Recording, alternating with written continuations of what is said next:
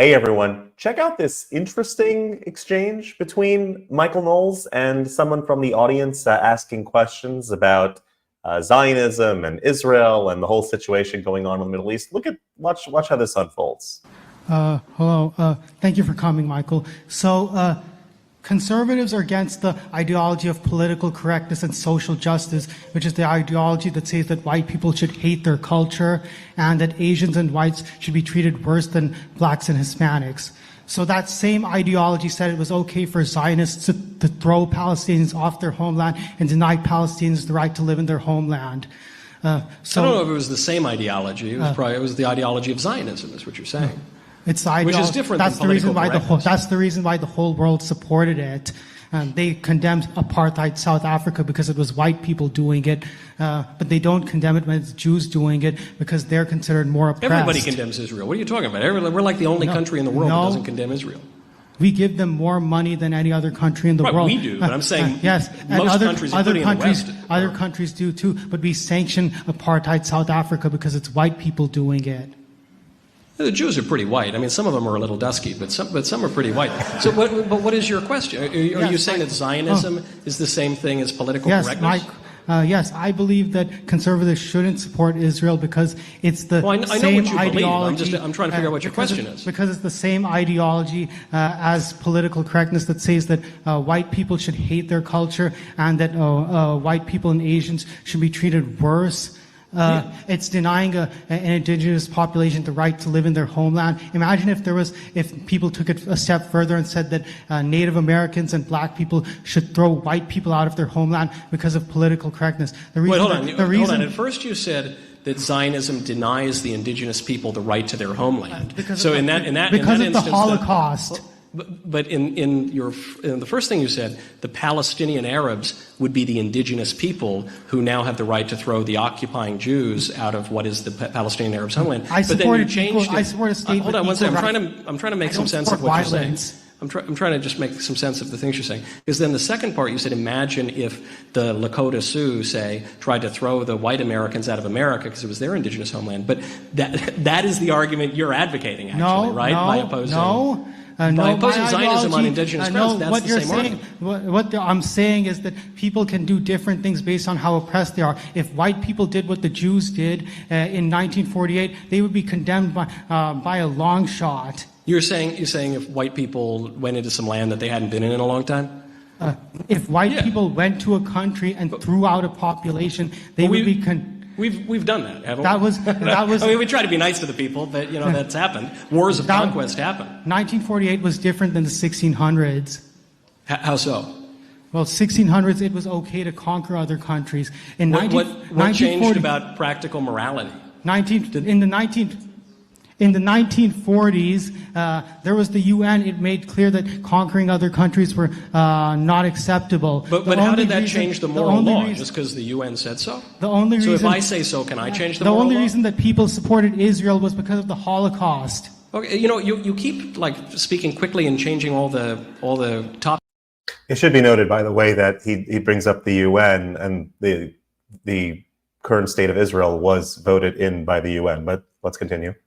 No, my ideology I'm trying to figure out what you're asking, because a lot of people have questions about Zionism and Israel. That was what our whole speech was about holy war, not just with the Jews and the Muslims, but with Christians as well. What's the question? My question is, as a conservative that believes that all people should be judged equally, why do you support Israel and condemn, and why do you support Israel when you're against political correctness and social justice?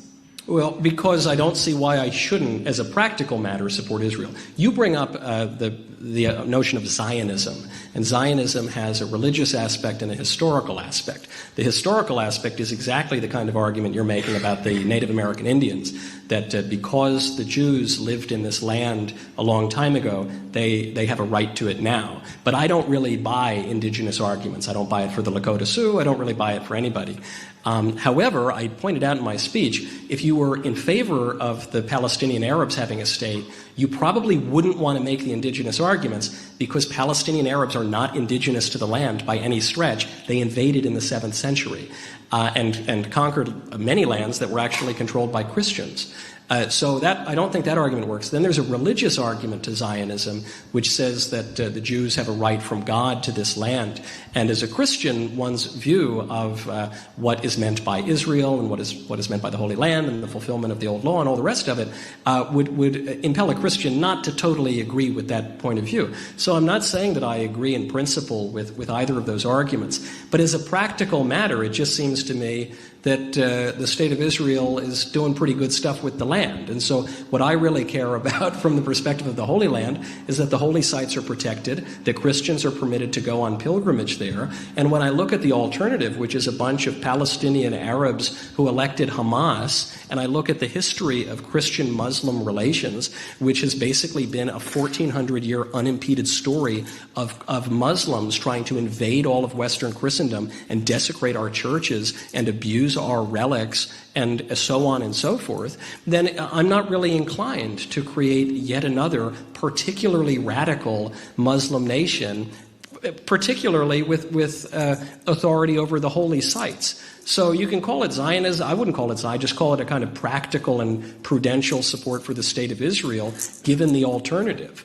And then you make this claim that political correctness is identical with Zionism. I mean, it just isn't. I don't know what to say. Zionism is a philosophy that came out of the 19th century that made all these claims about the Jews' rights to the Holy Land.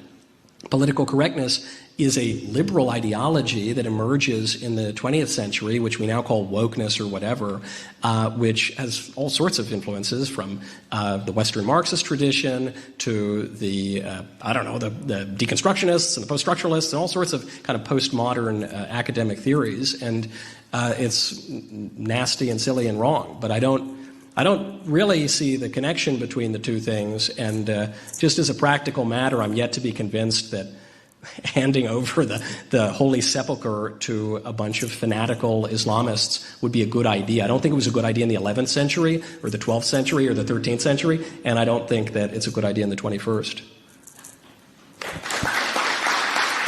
The interesting line of thought in Michael Knowles' reasoning over here is that even if you don't fall into the same category as those who accept the historical or indigenous perspective as to the Jews' claim to the Holy Land, or the religious aspects of the Jews' claim to the Holy Land, as is traditionally argued, even if you don't agree with any of that, even if you're not in line, it still is worthwhile from a practical purpose to support Israel, being that it's the only free land in the entire Middle East, and that the alternative is much worse, and that if Christians want access to their holy sites, and if women and LGBTQ and other minorities want a place where they can go in the Middle East that has rights that are available to them in the same way that they are in the United States, the only place to do such a thing is in the current land of Israel. And so the alternative, even if you don't agree with the traditional arguments and perspectives that the claim to Israel is argued upon, even still, you can still support Israel from a practical standpoint.